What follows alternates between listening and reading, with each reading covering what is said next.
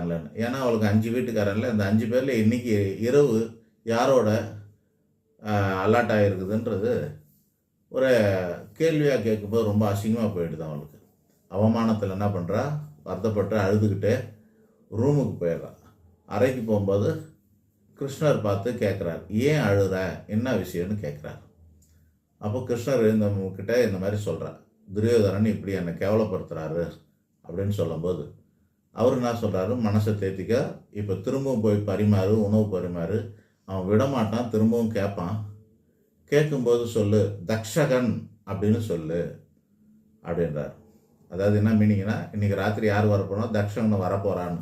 ஆனாலும் ஒரு பத்தினி தேவையில்லாமல் ஒருத்தனை வரப்போகிறான்ற வார்த்தையெல்லாம் சொல்ல போகிறது கிடையாது.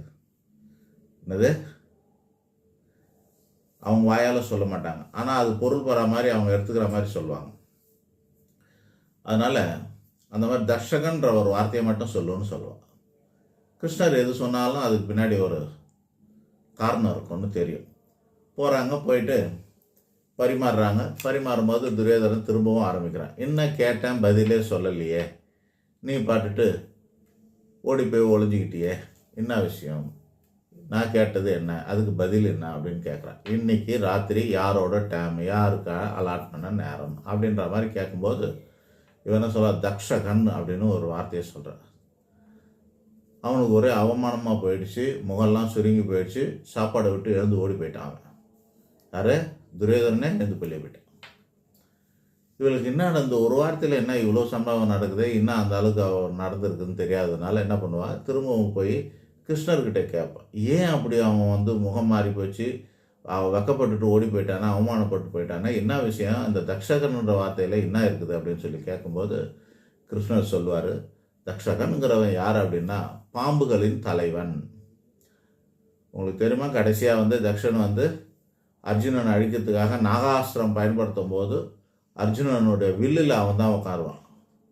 விழும்போது அப்படியே போயிட்டு குத்துற மாதிரி இருக்கும்போது தேர் அமுக்கி விடுவார் கிருஷ்ணர். அது தேர் மேலே போய் பட்டுடும். ஆனாலும் அந்த விஷம் ஏறாமல், அந்த தேரில் ஏறாமல் என்ன பண்ணுவார் கிருஷ்ணர் மற்றும் ஆஞ்சநேயர் காப்பாற்றிக்கிட்டே இருப்பாங்க. போர் முடிஞ்சோடனே கிடுகிடுன்னு 2 பேரும் இறங்கிடுவாங்க. இறங்காத அவர் பேர்னா அர்ஜுனனையும் சீக்கிரமாக இறங்க சொல்லி அவசரப்படுத்தி கிருஷ்ணர் இறங்குவார். அப்படி இறங்கின உடனே அந்த தேர் எரிஞ்சு போயிடும். விஷம் அந்த அளவுக்கு இருக்கும் தக்ஷன். ஸோ நாகாஸ்திரத்தில் அமர்ந்து கொல்றதுக்கு பயன்படக்கூடிய விஷமிக்க அந்த தக்ஷகன் அப்படிங்கிற நாகராஜா